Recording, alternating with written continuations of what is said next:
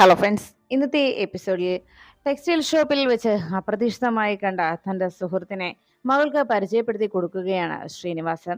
താൻ എന്നും തന്റെ സങ്കടങ്ങൾ പറഞ്ഞിട്ടുള്ളത് തന്റെ മകളെ കണ്ടെത്തുന്നതിന് വേണ്ടി എല്ലാ സഹായങ്ങളും അന്വേഷിച്ച് തന്റെ വേദന എന്നും പങ്കുവച്ചിട്ടുള്ളത് ഈ സുഹൃത്ത് മാത്രമായിട്ടാണ് എന്നും എന്നും തനിക്ക് താങ്ങും തണലുമായി നിന്നിട്ടുള്ളത് ഈ സുഹൃത്ത് തന്നെയാണ് എന്ന് പറഞ്ഞ് രാജുവിനെ പരിചയപ്പെടുത്തുന്നു.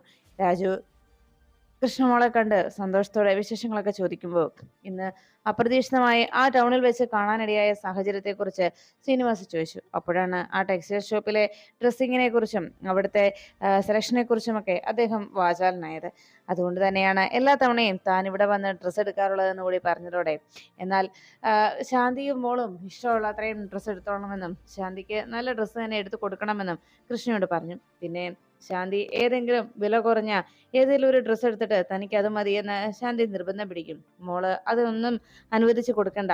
മോൾക്ക് ഇഷ്ടമുള്ള ഏതെങ്കിലും ഡ്രസ്സുകൾ, മോൾക്ക് ഇഷ്ടമുള്ള അത്രയും ഡ്രസ്സ് എടുത്ത് ശാന്തിക്ക് കൊടുത്തോണം. അതിൽ യാതൊരു അമാദവും മോള് കാണിക്കരുത് എന്ന് പറഞ്ഞ് കൃഷ്ണയോടും ശാന്തിയോടും പോയി ഡ്രസ്സ് എടുത്തോളാനായി പറഞ്ഞുകൊണ്ട് കുറച്ചു നേരം തന്റെ സുഹൃത്തുമായി താൻ സംസാരിക്കട്ടെ എന്ന് പറഞ്ഞ് അവിടെ നിന്ന് കൃഷ്ണയുടെ അടുത്ത് നിന്ന് ശ്രീനിവാസ് തന്റെ സുഹൃത്തുമായി പോകുന്നു. ഇതോടെ കൃഷ്ണയും ശാന്തിയും ആകെ ടെൻഷനിലായി. നമ്മൾ എന്ത് ചെയ്യും അമ്മേ? ഇവിടെ സിതാര മേഡവും ഗാഥയും ഒക്കെ വന്നിട്ടുണ്ട്, നവീനും എല്ലാം ഉണ്ട്. അവരുടെ മുന്നിൽ ചെന്നപ്പെട്ടാൽ ആകെ പ്രശ്നമാകുമല്ലോ എന്ന് പറഞ്ഞ് ആകെ ടെൻഷനോടെ നിൽക്കുമ്പോഴാണ് നവീൻ തന്റെ ഒരു ഫയൽ എടുക്കാനായി പറഞ്ഞു വിട്ട മാണിക്കുഞ്ഞ് നവീനെ വിളിക്കുന്നത്. കളരിക്കൽ ചെന്നിട്ട് ആ ഫയൽ കണ്ടെത്താൻ എനിക്ക് കഴിഞ്ഞില്ല എന്ന് പറയുമ്പോൾ നവീൻ അത് എവിടെയാണ് വെച്ചതെന്ന് ഒരിക്കൽ കൂടി ഒന്നുകൂടി പറഞ്ഞു കൊടുക്കുകയും അവിടെ എല്ലായിടത്തും ഒന്ന് നോക്കാനും അവിടെ താൻ വെച്ചിട്ടുണ്ടെന്ന് തനിക്ക് ഉറപ്പാണെന്നും നവീൻ നിർബന്ധപൂർവ്വം പറഞ്ഞു. ഒടുവിൽ അത് കേട്ട് മാണിക്കുഞ്ഞ് അങ്ങനെ ചെയ്യാമെന്ന് പറഞ്ഞപ്പോഴേക്കും പുറത്തിറങ്ങിയെന്ന് മാണിക്കുഞ്ഞിന് വേണ്ട നിർദ്ദേശം നൽകിക്കൊണ്ട് നിന്ന നവീൻ അവിടെ നിൽക്കുന്ന കൃഷ്ണയെ കാണാനിടയായി. ഉടനെ തനിക്ക് ഇഷ്ടപ്പെട്ട വേഷത്തിൽ കൃഷ്ണ വന്ന് നിൽക്കുന്ന കണ്ടതോടെ നവീന് വീണ്ടും കൃഷ്ണയോടുള്ള സ്നേഹം, തന്റെ ഗാഥയോടുള്ള ആ പഴയ സ്നേഹം വീണ്ടും നവീനിലേക്ക് എത്തുന്നു. നവീൻ അതോടെ സ്നേഹത്തോടെ അരികിലേക്ക് ചെന്ന് കൃഷ്ണയോട് ചോദിച്ചു, ആഹാ കൊള്ളാലോ, താൻ ഇത്ര പെട്ടെന്ന് ഡ്രസ്സ് സെലക്ട് ചെയ്ത് അത് ധരിക്കുകയും ചെയ്തു. എന്തായാലും കൊള്ളാം, തന്നെ ഇത്തരം വേഷത്തിൽ കാണാനാണ് കൂടുതൽ ഭംഗി. ഒരു ട്രഡീഷണൽ വേഷത്തിൽ താൻ നിൽക്കുന്നത് കാണാനാ എനിക്കും ഏറെ സന്തോഷം. ഇങ്ങനെ ഒരു വേഷത്തിൽ താൻ നിൽക്കുമ്പോൾ തന്നോടുള്ള സ്നേഹം എനിക്ക് കൂടുതലാവും. എൻ്റെ മനസ്സിൽ തന്നോടുള്ള സ്നേഹവും അത് ആഴത്തിലാവും. അതെത്രയാണെന്ന് പറഞ്ഞറിയിക്കാൻ എനിക്ക് കഴിയില്ല എന്ന് വളരെ സന്തോഷത്തോടെ നവീൻ അറിയിച്ചു. ഇത് നവീൻ അങ്ങനെ കൃഷ്ണയോട് സംസാരിച്ച് നിൽക്കുന്നത് പുറത്തേക്ക് കോൾ അറ്റൻഡ് ചെയ്യാനായി വന്ന സിതാര കാണാനിടയായി. ഗാഥ ഡ്രസ്സ് സെലക്ട് ചെയ്യുകയും അത് ചേഞ്ച് ചെയ്യാനായിട്ട് ഡ്രസ്സിംഗ് റൂമിലേക്ക് പോകുമ്പോൾ ആ സമയത്ത് പുറത്ത് കോൾ അറ്റൻഡ് ചെയ്യാൻ വന്ന സിതാര അപ്രതീക്ഷിതമായിട്ടാണ് ആ കാഴ്ച കണ്ടത്. നവീനുമായി സംസാരിച്ച് നിൽക്കുന്ന കൃഷ്ണ ഇത് കണ്ടതോടെ സിതാരയ്ക്ക് ആകെ ദേഷ്യയായി. എന്തായാലും ഗാഥമോൾ അവിടേക്ക് വരുന്നുണ്ടോ എന്ന് ഒന്നുകൂടി ഒന്ന് ചുറ്റുമൊന്ന് ഓടിച്ചു നോക്കുകയായിരുന്നു സിതാര. അതിനിടയിൽ നവീൻ കൃഷ്ണയോട് സംസാരിക്കുകയും സ്നേഹത്തോടെ അടുത്തിടപഴകുകയും ഇങ്ങനെയൊരു ആളാണ് എൻ്റെ ഗാഥയെങ്കിൽ, ഇതുപോലെ ഗാഥ മാറിയിട്ടുണ്ടെങ്കിൽ എനിക്ക് വളരെ സന്തോഷമാണെന്നും തന്നെ ഇപ്പോൾ ഈ വേഷത്തിൽ കാണാനും തൻ്റെ ഈ ചിരിയും സംസാരവും ഒക്കെ കേൾക്കാനും വളരെ ക്യൂട്ടാണെന്നും ഈ പുഞ്ചിരി തന്നെ അതിന് ഉദാഹരണമാണ് എന്നെല്ലാം പറഞ്ഞ് നവീൻ കൃഷ്ണയുടെ നെറ്റിയിൽ ചേർത്ത് പിടിച്ചൊരു ഉമ്മ കൊടുത്തു. കൃഷ്ണ അതിശയത്തോടെ നവീനെ നോക്കുമ്പോൾ തൻ്റെ ഈ നിഷ്കളങ്കമായിട്ടുള്ള ഈ മുഖം കാണുമ്പോഴാണ് എൻ്റെ മനസ്സ് നിറയുന്നത് എന്ന് നവീൻ അറിയിച്ചു. എല്ലാം കേട്ട് കഴിയുമ്പോഴേക്കും എന്താ എന്നോട് ദേഷ്യം എന്തെങ്കിലും ഉണ്ടോ എന്ന് ചോദിച്ചപ്പോഴേക്കും കൃഷ്ണ പറഞ്ഞു, ഒരിക്കലും എനിക്ക് നവീനോട് ദേഷ്യപ്പെടാനാവില്ല, നവീനെ എനിക്ക് സങ്കടപ്പെടുത്താനും ആവില്ല എന്നായിരുന്നു കൃഷ്ണയുടെ മറുപടി. എല്ലാം കേട്ട് സന്തോഷത്തോടെ നവീൻ അങ്ങനെ നിൽക്കുമ്പോഴാണ് നവീന്റെ ഫോണിലേക്ക് മാണിക്കുഞ്ഞ് വിളിക്കുന്നത്. ഉടനെ കൃഷ്ണയും നവീനും അടുത്തിടപഴകുന്ന ആ കാഴ്ച, നവീൻ കൃഷ്ണയ്ക്ക് ഉമ്മ കൊടുക്കുന്നതുമൊക്കെ സിത്താര ദൂരെ നിന്ന് കാണാനിടയായി. സിത്താര ഇതെല്ലാം കാണുന്നുണ്ടെന്ന് അപ്പുറത്ത് മാറി നിന്ന് തങ്കവും കണ്ടു. അതോടെ ആകെ ദേഷ്യത്തോടെ സിത്താര നോക്കുകയായിരുന്നു. അപ്പോഴേക്കും നവീന്റെ ഫോൺ വന്നതോടെ നവീൻ മാണിക്കുഞ്ഞിനോട് സംസാരിക്കുകയും മാണിക്കുഞ്ഞ് ആ ഫയൽ കണ്ടെത്തിയ സന്തോഷ വാർത്ത അറിയിച്ചു. സാറിനെ സമ്മതിക്കണം, ആരെങ്കിലും ഫയൽ വെക്കുന്നിടത്താണോ സാർ ഇത് വെച്ചത്? അവിടെ ഒരു ഫയൽ ഉണ്ടെന്ന് ആരെങ്കിലും ചിന്തിക്കുമോ എന്നൊക്കെ ചോദിച്ചതോടെ നവീൻ അതുമായിട്ട് വരാനായിട്ട് മാണിക്കുഞ്ഞിനോട് അറിയിക്കുന്നു. അങ്ങനെ ഫോൺ സംസാരം നിർത്തി കഴിയുമ്പോഴേക്കും കൃഷ്ണയുടെയും തങ്കത്തിന്റെയും അരികിലേക്ക് ശ്രീനിവാസ് എത്തുന്ന കൃഷ്ണ ഈ സമയത്ത് സിതാര മേഡവും നവീനുമൊക്കെ ആ ടെക്സ്റ്റൈൽ ഷോപ്പിലുള്ളത് കൊണ്ട് തൽക്കാലം അവർക്ക് മുന്നിലേക്ക് ചെല്ലാൻ പറ്റില്ലെന്നും പ്രത്യേകിച്ച് നവീൻ ഉള്ളത് കൊണ്ട് എന്തായാലും നമുക്ക് ഇവിടെ നിന്ന് എത്രയും വേഗം പോകണം, അച്ഛനോട് പറഞ്ഞ് എത്രയും പെട്ടെന്ന് ഇവിടെ നിന്ന് പോകണമെന്നായിരുന്നു കൃഷ്ണ തങ്കത്തോട് പറഞ്ഞത്. തങ്കവും അത് തന്നെ സമ്മതിച്ചു. അങ്ങനെ അവർ സംസാരിച്ച് നിൽക്കുമ്പോഴേക്കും കൂട്ടുകാരനുമായി സംസാരിച്ചു നിന്ന ശ്രീനിവാസം മടങ്ങിയെത്തി. എന്തുപറ്റി, അമ്മയും മോളും പോയിട്ട് ഇതുവരെയായിട്ടും ഡ്രസ്സൊന്നും സെലക്ട് ചെയ്തില്ലേ എന്ന് ചോദിച്ചപ്പോൾ വിഷമത്തോടെ കൃഷ്ണ പറഞ്ഞു, അത് പിന്നെ അച്ഛാ, അമ്മയ്ക്ക് വല്ലാത്തൊരു അസ്വസ്ഥത, വല്ലാതെ തലവേദന എടുക്കുന്നുണ്ടത്, അതുകൊണ്ട് ഞങ്ങളിങ്ങനെ പോകുന്നത് എന്നറിയിച്ചു. അത് കേട്ടതും ശ്രീനിവാസ് ചോദിച്ചു, അല്ല എന്തിനാ ശാന്തി താൻ ഇങ്ങനെ ടെൻഷൻ എടുക്കുന്നത്? തനിക്ക് ഇത്രത്തോളം ടെൻഷൻ എടുക്കേണ്ട ആവശ്യം എന്താ? തന്റെ തലവേദനയ്ക്ക് കാരണം സിത്താര തന്നെയാണ്, എനിക്കറിയാം. താൻ എന്തിനാ അവളെ ഇങ്ങനെ പേടിക്കുന്നത് എന്നൊക്കെ ശ്രീനിവാസ് ശാന്തിയോട് അന്വേഷിച്ചു. അതെല്ലാം കേട്ട് കഴിയുമ്പോഴേക്കും തങ്കം പറഞ്ഞു, അത് പിന്നെ അങ്ങനെയല്ല സാറേ, എനിക്ക് വല്ലാതെ തലവേദന എടുക്കുന്നുണ്ട്, കുറച്ചു നേരം ഒന്ന് റെസ്റ്റ് എടുത്താൽ മതിയായിരിക്കും എന്ന് പറഞ്ഞപ്പോൾ, എന്നാൽ നമുക്ക് ഏതെങ്കിലും ഹോസ്പിറ്റലിലേക്ക് പോകാം, അതിനുശേഷം വന്ന് ഇവിടെ നിന്ന് ഡ്രസ്സ് എടുത്താൽ മതിയല്ലോ എന്ന് പറഞ്ഞപ്പോൾ തങ്കവും കൃഷ്ണയും അങ്ങനെ സംസാരിച്ച് നിൽക്കുന്നത് കണ്ട് ശ്രീനിവാസ് ചോദിച്ചു, നമുക്കൊരു ഹോസ്പിറ്റലിലേക്ക് പോയാലോ? അപ്പോഴേക്കും തങ്കം പറഞ്ഞു, വേണ്ട സാറേ, ഹോസ്പിറ്റലിലേക്കൊന്നും പോകണ്ട. ഉടനെ ശ്രീനിവാസ് പറഞ്ഞു, അതെ, എൻ്റെ പെങ്ങൾക്ക് ഒരു ആരോഗ്യ പ്രശ്നം ഉണ്ടായാലേ അത് പരിഹരിക്കേണ്ടത് എൻ്റെ കടമയാ. ശാന്തി, വേണ്ടെന്നൊന്നും പറയണ്ട, ആദ്യം നമുക്ക് ഹോസ്പിറ്റലിൽ പോകാം. എന്താ, അല്ലാതെ മന്ത്രശക്തിയൊന്നും എനിക്കില്ല എന്തെങ്കിലും മന്ത്രം ജപിച്ച് ഈ തലവേദന മാറ്റാനായിട്ട്. എന്താ, മോൾക്ക് അങ്ങനെ എന്തെങ്കിലും ഉണ്ടോ എന്ന് ചോദിച്ചപ്പോഴേക്കും ശ്രീനിവാസനോട് കൃഷ്ണ പറഞ്ഞു, അച്ഛാ, അതിനുള്ള ടാബ്ലറ്റ് ബാഗിലുണ്ട്, അത് കഴിച്ച് കുറച്ചു നേരം ഒന്ന് റെസ്റ്റ് എടുത്താൽ മതി, അമ്മയ്ക്ക് അത് മാറിക്കോളും എന്ന് അറിയിച്ചു. എന്നാ ശരി, നിങ്ങളെ രണ്ടുപേരുടെ നിർബന്ധം അങ്ങനെയാണെങ്കിൽ ആയിക്കോട്ടെ, ഇന്നൊരു നല്ലൊരു ദിവസമായിട്ട് ഈ ഒരു അവസ്ഥയിലായല്ലോ, സാരയില്ല, എന്തായാലും വണ്ടിയിൽ കയറിക്കോ എന്ന് പറഞ്ഞ് രണ്ടുപേരെയും കാറിലേക്ക് കയറ്റുമ്പോഴാണ് സിത്താര പുറത്തേക്ക് ഇറങ്ങി നിന്ന് ആ കാഴ്ച കണ്ടത്. ശ്രീനിവാസ് കൃഷ്ണയെയും തങ്കത്തെയും കൂട്ടിക്കൊണ്ടു പോകുന്നത് കണ്ടതോടെ സിത്താരയ്ക്കാകെ ടെൻഷനായി. ഇനിയിപ്പോ ശ്രീനിവാസ് വരാൻ പോകുന്ന എൻ്റെ അടുത്തേക്കായിരിക്കും. ശാന്തിയെയും മകളെയും കണ്ടെത്തിയ സ്ഥിതിക്ക് ഇനി അടുത്ത വരവ് ശ്രീനിവാസ് തന്റെ പക്കലേക്കായിരിക്കുമെന്ന് സിത്താര ഉറപ്പിച്ചു. അങ്ങനെ ചിന്തിച്ച് നിൽക്കുമ്പോഴേക്കും സിത്താരയുടെ അരികിലേക്ക് ഗാഥ മടങ്ങിയെത്തി. എന്തായി മമ്മി?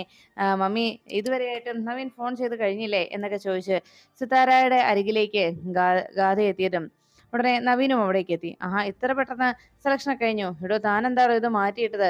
താൻ നേരത്തെ ഇട്ട ആ ഡ്രസ്സായിരുന്നോ തനിക്ക് നല്ല നല്ല ക്യൂട്ടായിട്ടുണ്ടായിരുന്നത് എന്ന് പറഞ്ഞപ്പോൾ ഗാഥ ആകെ ഞെട്ടി. ഇതാരെക്കുറിച്ചായി നവീൻ പറയുന്ന സംശയത്തിൽ സിത്താരയെ നോക്കുമ്പോഴേക്കും സിത്താര പറഞ്ഞു, അത് പിന്നെ നവീൻ വേറൊന്നുമല്ല, അത് നവീന് വളരെയേറെ ഇഷ്ടമാണെന്ന് പറഞ്ഞപ്പോൾ നിങ്ങൾ രണ്ടുപേരും കൂടി ഏതെങ്കിലും ക്ഷേത്രത്തിലൊക്കെ പോകുന്ന സമയത്ത് അത് ധരിക്കാമെന്ന് കരുതിയിട്ട് അത് ഊരി വെച്ചിരിക്കുന്നതാണെന്ന് പറഞ്ഞപ്പോൾ, ഓ അങ്ങനെയാണോ? അതാണെങ്കിൽ പ്രശ്നമില്ല, അതെന്തായാലും നല്ലൊരു തീരുമാനം തന്നെയാണ് എന്ന് പറഞ്ഞ് നവീൻ സന്തോഷത്തോടെ ഗാദിയോട് പറഞ്ഞു, എന്നാ നിങ്ങൾ ആവശ്യത്തിനുള്ള ഡ്രസ്സൊക്കെ എടുത്തല്ലോ അല്ലേ രണ്ടുപേരും? എന്നാ ഞാൻ പോയി ബില്ല് പേ ചെയ്തിട്ട് വരാമെന്ന് പറഞ്ഞ് വേഗം തന്നെ ബില്ല് അടയ്ക്കാനായിട്ട് നവീൻ അകത്തേക്ക് പോയി.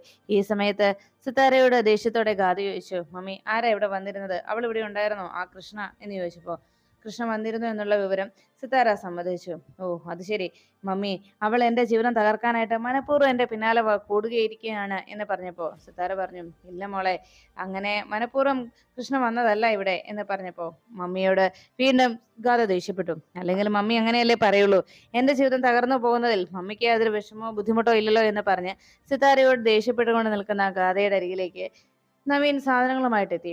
ഷോപ്പിങ്ങിൽ നിന്ന് വാങ്ങിച്ച എല്ലാ സാധനങ്ങളും ടെക്സ്റ്റൈൽ ഷോപ്പിൽ നിന്ന് വാങ്ങിച്ചതെല്ലാം എടുത്തുകൊണ്ട് വേഗം ഗാദിയുടെ അരികിലേക്ക് എത്തിയ നവീൻ പറഞ്ഞു, അതെ താങ്ക് യു മാഡം, എന്തായാലും ഇനിയൊരു കാര്യം ഞാൻ തീരുമാനിച്ചു.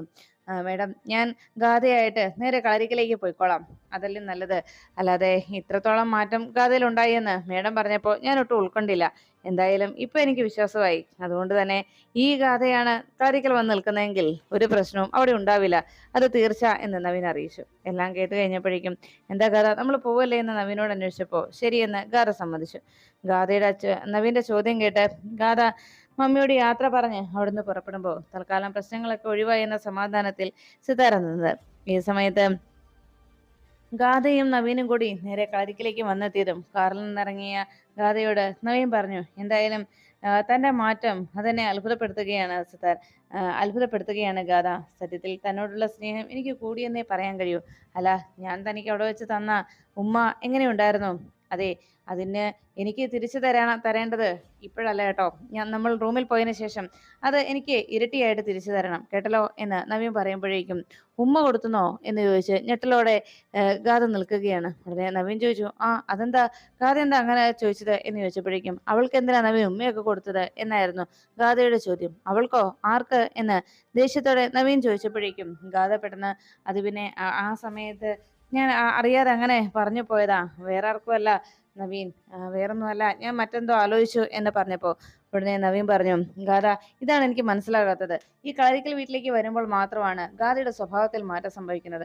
അതുവരെ ഗാഥയ്ക്ക് ഒരു പ്രശ്നവുമില്ല. അല്ല, സത്യത്തിൽ എന്താ, എനിക്ക് ഇങ്ങനെ ഒരു പേഴ്സണാലിറ്റി ആയിട്ട് മുന്നോട്ട് പോകാൻ കഴിയില്ല. സത്യത്തിൽ ഒരു വിവാഹ ബന്ധത്തിൽ പരസ്പര അഡ്ജസ്റ്റ്മെന്റുകൾ ധാരാളം കാണാം. പക്ഷേ ഞാൻ അഡ്ജസ്റ്റ്മെന്റ് നടത്തുന്നത് എനിക്ക് കഴിയാവുന്നതിലും അപ്പുറമാണ്. എന്തായാലും ഇങ്ങനെ ഒരു ലൈഫുമായി മുന്നോട്ട് പോകാൻ എനിക്ക് താല്പര്യമില്ല എന്ന് പറഞ്ഞുകൊണ്ട് നവീൻ ദേഷ്യപ്പെട്ട് അവിടുന്ന് റൂമിലേക്ക് പോകുന്നു. ഈ സമയത്ത് അവിടെ എത്തിയ ഗാഥ ദേഷ്യത്തോടെ തന്റെ ഫോൺ കയ്യിലെടുത്തു. ഇത്രയും നേരത്തെയും പ്രശ്നങ്ങളൊക്കെ ഒഴിവായ സമാധാനത്തിൽ വീട്ടിലേക്ക് എത്തിയപ്പോഴേക്കും ഇങ്ങനെ ഒരു പ്രശ്നം കൂടി ഉണ്ടായതറിഞ്ഞ് ഗാഥ വിളിച്ച് സിത്താരയോട് സംസാരിച്ചു. സിത്താര കോളെടുത്ത് മോൾ എവിടെ എത്തിയെന്ന് ചോദിച്ചപ്പോൾ സിത്താരയോട് ദേഷ്യത്തോടെ ഗാഥ ചോദിച്ചു, അതെ മമ്മി, ഇന്ന് നവീൻ കൃഷ്ണയ്ക്ക് ഉമ്മ കൊടുത്തിരുന്നോ എന്ന് ചോദിച്ചപ്പോഴേക്കും അത് കേട്ടതോടെ ആകെ ദേഷ്യത്തോടെ സിതാര പറഞ്ഞു, എന്റെ പൊന്നുമോളെ, നിന്റെ ഈ പ്രശ്നങ്ങൾ പരിഹരിച്ച് എനിക്കിപ്പോ വല്ലാത്ത അവസ്ഥയിലാണ് ഞാൻ. അതുകൊണ്ട് ഇനി എനിക്കൊന്നും പറയാനില്ല. നീ എന്തെങ്കിലും ചെയ്യ്. നവീൻ ഇപ്പോൾ നിന്നോട് നല്ല സ്നേഹമാണ്, അത് നിലനിർത്തിക്കൊണ്ട് പോകാൻ നീ ശ്രമിക്കേ എന്ന് പറഞ്ഞപ്പോൾ, എന്നോടുള്ള സ്നേഹമല്ല, അത് അവളോടുള്ള സ്നേഹമാണ് നവീന്റെ മനസ്സിൽ എന്ന് പറഞ്ഞതും, അത് നിന്നോടുള്ളതാക്കി എടുക്കേണ്ടതാണ് നിന്റെ കടമ എന്ന് പറഞ്ഞ് ഇനി എനിക്ക് ഇക്കാര്യത്തിൽ ഒരു സൊല്യൂഷൻ കണ്ടെത്താനാവില്ല എന്ന് പറഞ്ഞുകൊണ്ട് സിതാര ഫോൺ കട്ട് ചെയ്തു.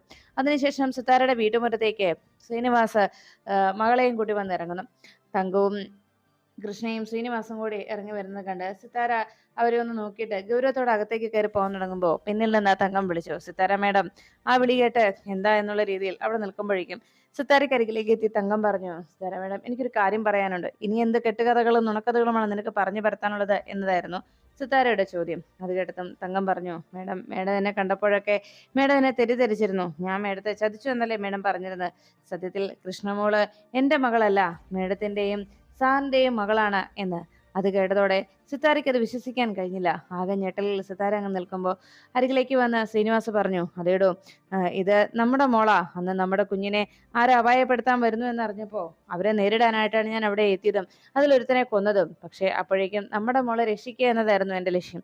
അതുകൊണ്ട് ഞാൻ ആ കുഞ്ഞിനെ ശാന്തിയുടെ കൈകളിൽ ഏൽപ്പിക്കുകയാണ് ചെയ്തത്. ശാന്തിയുടെ കയ്യിൽ മാത്രമാണ് അന്ന് സുരക്ഷിതമായി നമ്മുടെ മോളെ ഏൽപ്പിക്കാൻ എനിക്ക് കഴിയുമായിരുന്നുള്ളൂ എന്നറിയിച്ചപ്പോൾ അത് കേട്ടതും സിത്താരയ്ക്ക് താൻ കേൾക്കുന്നതൊക്കെ സത്യമാണോ എന്ന ആശ്ചര്യമായിരുന്നു. സിത്താര ആകെ ഞെട്ടലോടെ കൃഷ്ണയ്ക്കരികിലേക്ക് ചെന്നുകൊണ്ട് കൃഷ്ണയുടെ അടുത്തെത്തി കൃഷ്ണയോട് ചോദിച്ചു, മോളെ, നിന്നെ ഞാൻ ആദ്യമായി ചേർത്ത് പിടിച്ചപ്പോ, നിന്നെ ഞാൻ ആദ്യമായി ഒന്ന് കെട്ടിപ്പിടിച്ചപ്പോഴൊക്കെ എൻ്റെ മനസ്സിൽ തോന്നിയിരുന്നത് നീ എൻ്റെ മകളാണോ എന്നതായിരുന്നു. എൻ്റെ മോളെ തൊടുന്നത് പോലെയാണ് എനിക്ക് തോന്നിയതെന്നൊക്കെ പലപ്പോഴും ഞാൻ സിനിയോട് പറഞ്ഞിട്ടുമുണ്ട്.